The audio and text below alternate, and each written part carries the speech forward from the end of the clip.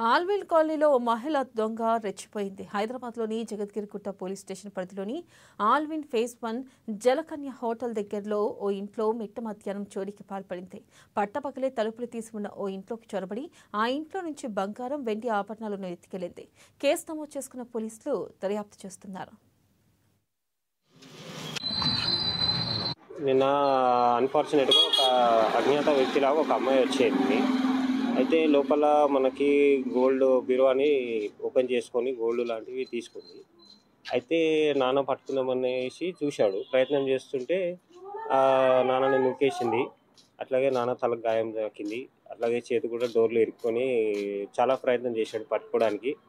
దాని video footage కూడా మన దగ్గర ఉన్నది. దాంతోపాటు ఆ అమ్మాయి కూడా ఎక్కడెక్కడో వెళ్ళిపోయింది. ఇంతకుముందు కూడా వేరే షాప్స్లో కూడా దొంగతనం చేయడానికి ప్రయత్నం చేసింది.